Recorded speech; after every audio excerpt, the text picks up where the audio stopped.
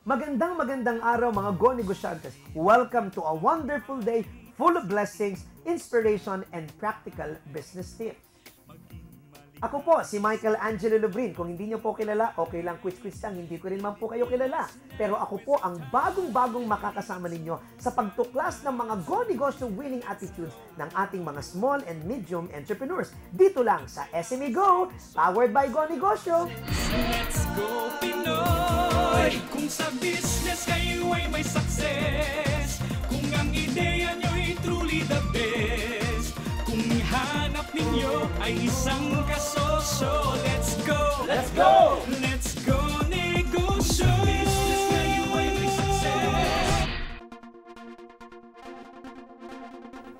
Naku, noon pa lang, naririnig ko ng Go Negosyo, nababasa ko sa dyaryo, napapanood ko sa TV, lalo na yung mga caravans na ginagawa. At I share with Go Negosyo's perspective and idea na it's high time na dapat tulungan natin ang ating mga kapwa Pilipino to be enterprising, no?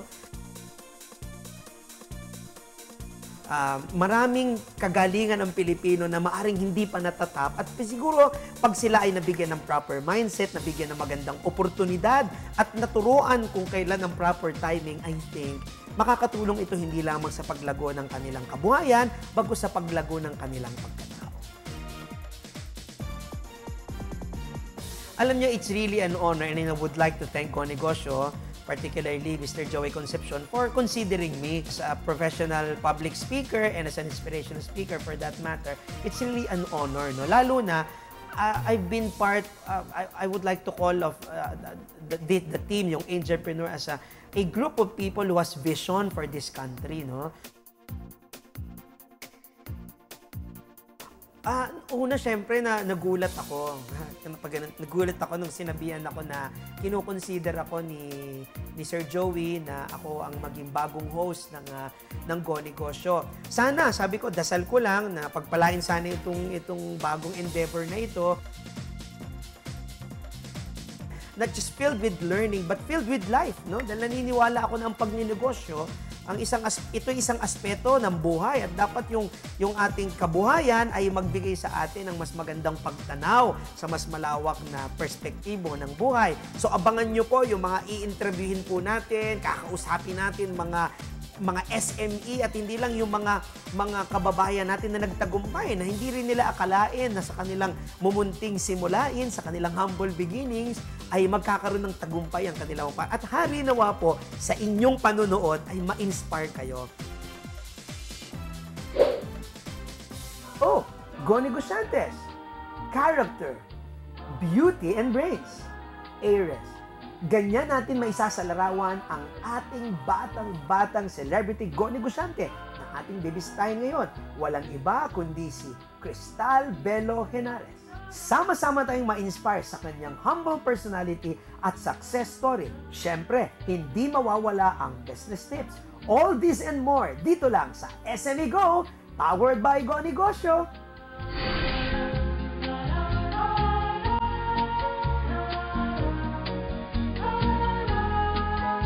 Good morning, Go Negosyantes! This morning, excited ako sapagkat makakausap at makakasama natin ang isa sa mga sikat na celebrity entrepreneurs at syempre isa sa mga ka-Go Negosyo natin. Walang iba kundi si Cristal Belo Henares. Cristal, thank you very much for good being morning with sa us. inyong lahat and thank you for having me dito sa programa. Naku, mas malaking karangalan sa amin. Ako, nakita kita napakaganda mo.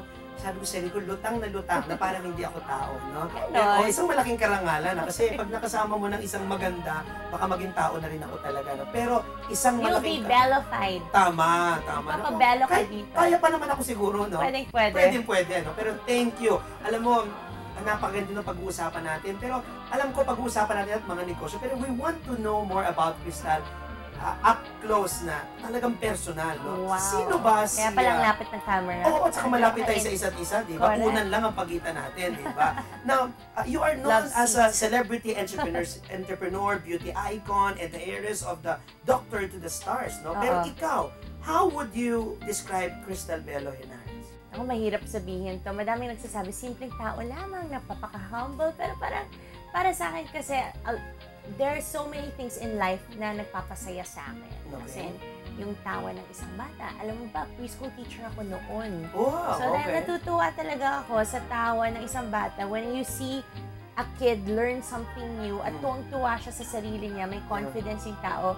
Yung mga bagay na gano'n, yun yung nagpapatuwa sa akin. Contentment sa Yeah, it's bata, not really all these material things. That's right. Of course, it's nice to have it. That's right. Pero parang what really makes me happy are the simple joys of life. And that's what matters most.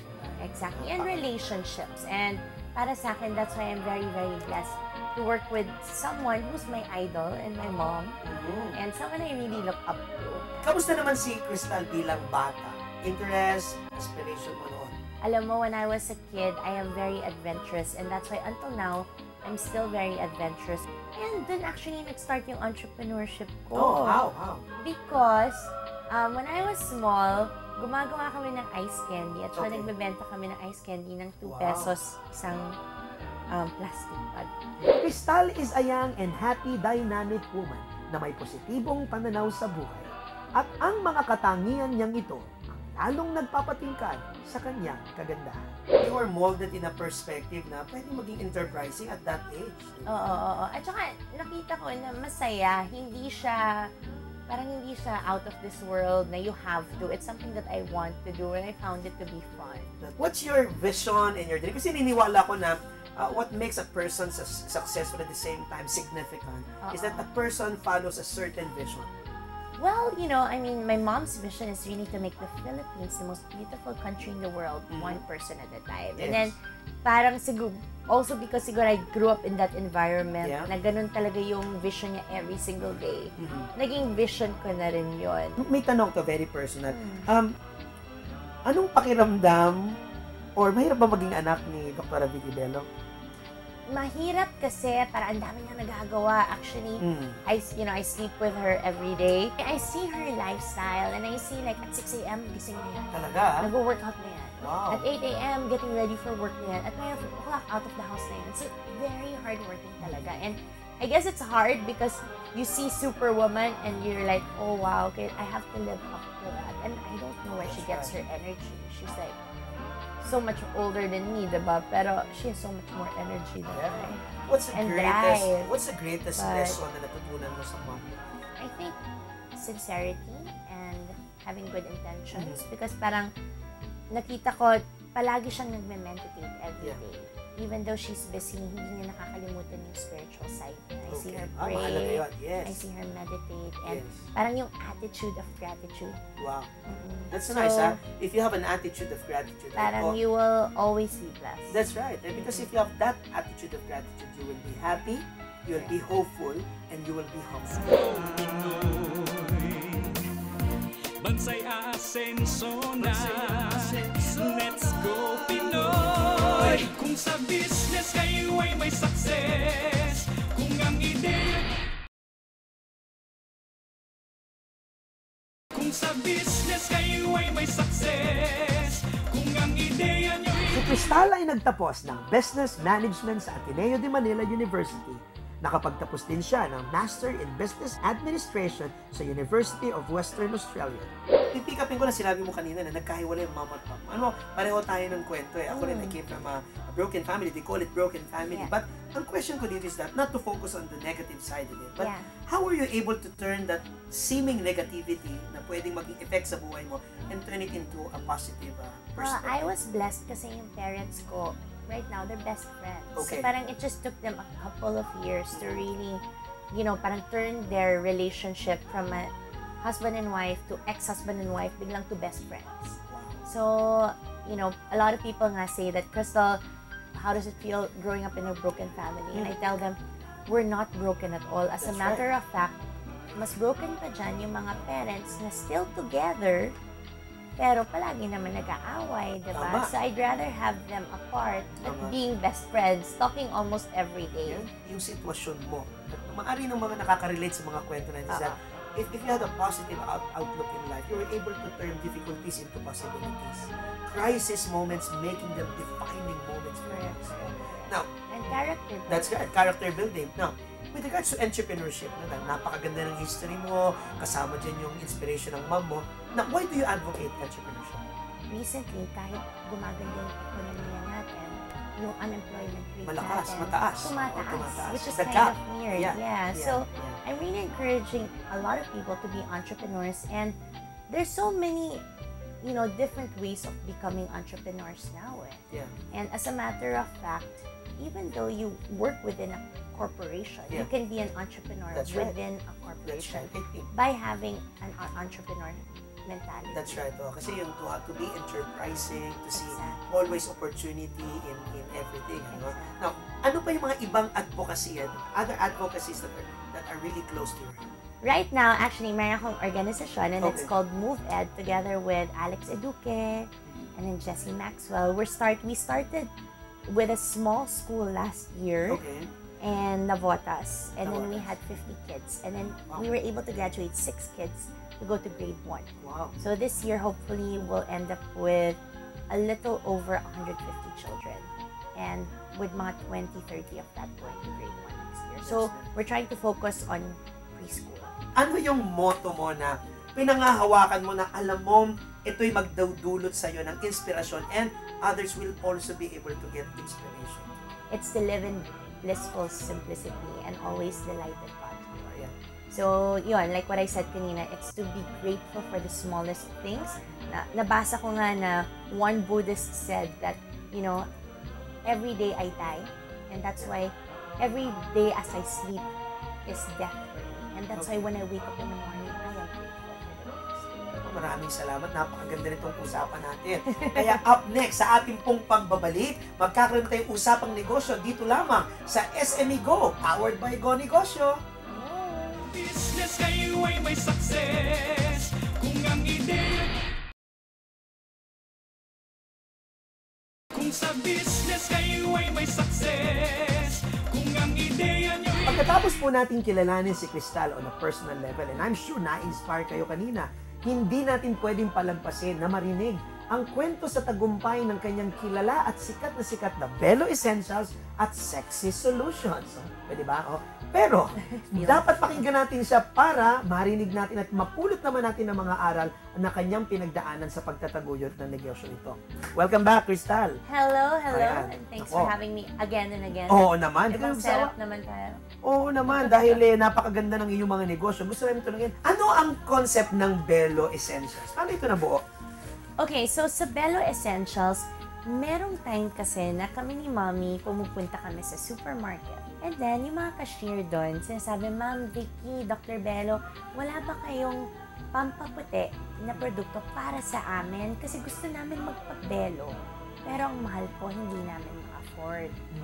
Eh sa Belo naman, hindi naman namin mabababa yung presyo kasi yung mga machines, number 1, milyon-milyon. Talagang mahal. Number 2, yung professional fee ng mga doctors namin, mahal din. Pero sabi ng mom ko, alam mo, at that point, siguro mga 18 years na siya. Sa lahat ng kinonsulta niya araw-araw, nilagay niya lahat ng knowledge niya together at gumawa siya ng soap, nag-formulate siya.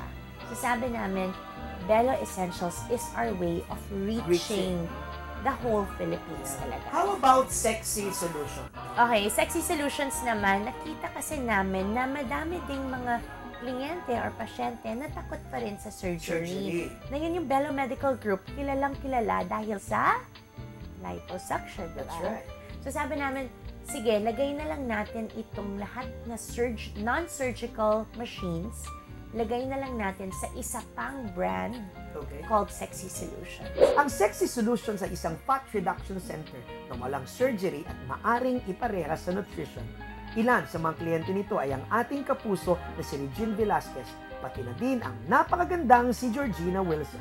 We know and we're confident that we do our research. Belo is always known for innovation. Alam mo ba, yung lotion namin, kunyari, ito, whitening lotion namin, noon yung mga whitening lotion, walang sunblock. Okay. Ngayon, meron na. And kami, sa Belo Essentials, kami yung pinakamataas na whitening lotion na may SPF 30. So we try to bring innovation like that, or we try to up the bar, up the standard. Isa sa mga affirmations na nagpatatag sa loob ni Cristal noong nagsisimula pa lamang ay ang nakamit na award bilang Breakthrough Product of the Year. 6 na buwan lamang matapos ilunsad ang Belo Essentials. How do you treat failures and challenges in your life? You know what? Sinasabi ko na if you're gonna fail, fail fast. Okay. So, accept it and then do it fast and then para pwede kang bumangon ka agad-agad. Do you believe that the greatest lessons in life are never learned in successes but in failures? Correct. I think that's very true. The best thing about being an entrepreneur, what do you think is that best thing? One best thing about being an entrepreneur is the value of creation. Nakakagawa ka ng something, nakakagawa ka ng value out of nothing. Ano yung hindi mo kakalimutan best business advice na binigay sa ng mom mo? Well, one of the best business advice, actually, she didn't even have to say it. It comes from her actions. And really, it's to walk the talk. Na parang nakikita mo siya, when she says something, she does it. Nandun yung integrity. Anong best na advice na mabibigay mo sa ating mga go-negosyante, sa ating mga televiewers? Para sa akin is, maghanap kayo ng problema nyo. Start from yourselves. And then, hanapan nyo ng solusyon ang isang problema nyo. And, magugulat na lang kayo na ang dami-daming tao doon sa labas na parehong may problemang ganun din. And they will enjoy your solution also. And they will actually put out money to buy your solution and to buy your product. Ako maraming salamat. Ito yun, hindi lang maganda si Miss Crystal Belo Henares, kundi full of wisdom. Thank you very much, Crystal, sa pagpapaunlak sa aming interview. Thank you. It's really an honor. Thank you very much. Take care. Thank you, guys. Bansay asenso na. Let's go Pinoy. Kung sa business kayo ay may success, kung ang ideya, kung sa business kayo ay may success, kung ang ideya nyo mula sa isang mahusay na batang go-negosyante, dumako naman tayo sa mga nakaka-inspire na kabataang Pilipino. Congratulations to the 2013 10 Outstanding Students of the Philippines na pinarangalan kamakailan lamang sa Malacanang Palace.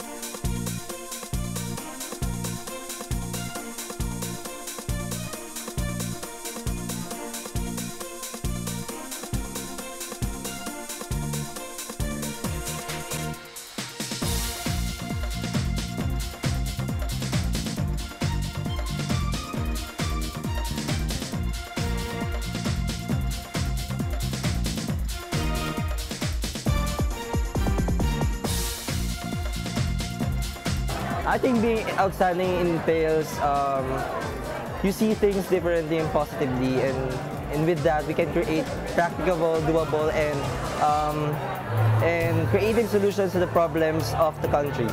We are made by God to be wonderful, His masterpiece. So we must use that in order to grow and glorify His name to every people that we meet in our life. Basically po, when we say we are outstanding, I always see to it as an opportunity for us to become role models in the community. Our nation is beautiful, especially today. As a business student ako, investment grade has been rising up, shooting up in fact. Poverty programs are widespread, and we have, I don't know if it's just bias, but we have a wonderful leader right now. And let's all strive together. Kung maraming trabaho ang bawat Pilipino o kung may negosyo ang bawat Pilipino, tiyak na ang bansa natin titingalingin ng buong mundo. Kung kaya't siguro sa aking mga advocacy is social enterprise, gawing entrepreneur o negosyante o may kakayahang maghanap buhay ang bawat Pilipino upang sa gayon ay may kakainin sa araw-araw at mabigay ang sapat na pangangailangan sa pamilya nila. Well, of course, you always say that the hope of the land is in the youth, no? And I think it's very important to be excellent in our own different fields, because in a few years' time, you'll be the ones leading these fields. And I believe it is really important for us to be able to master and know what the problems in these fields are.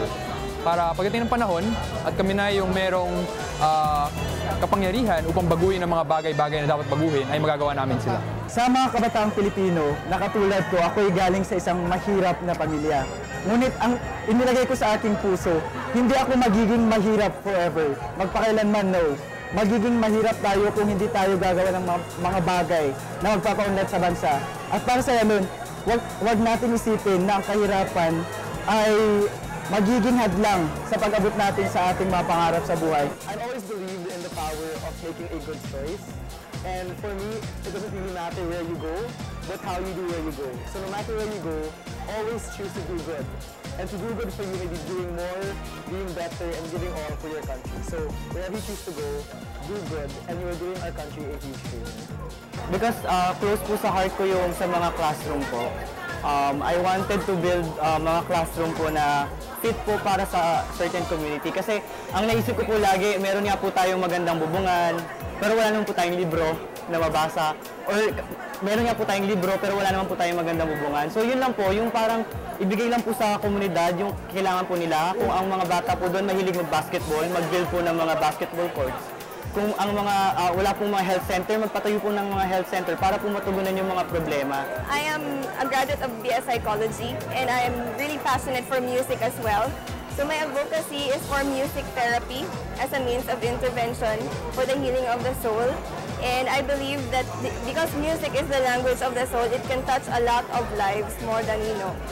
My father, his vision and his favorite song is The Impossible Dream. But the impossible dream can only happen, I hope he doesn't sing The Impossible Dream. The impossible dream can only happen if we, the citizens of this republic, do our very best. And if we really love our country that much, let us put our best foot forward. They are today's modern heroes by providing a huge contribution to our foreign reserves, which in a way has contributed to the immense growth in our Philippine economy. So I have great hope for the Philippines. Congratulations to the 30 finalists and advance congratulations to the 10. Thank you.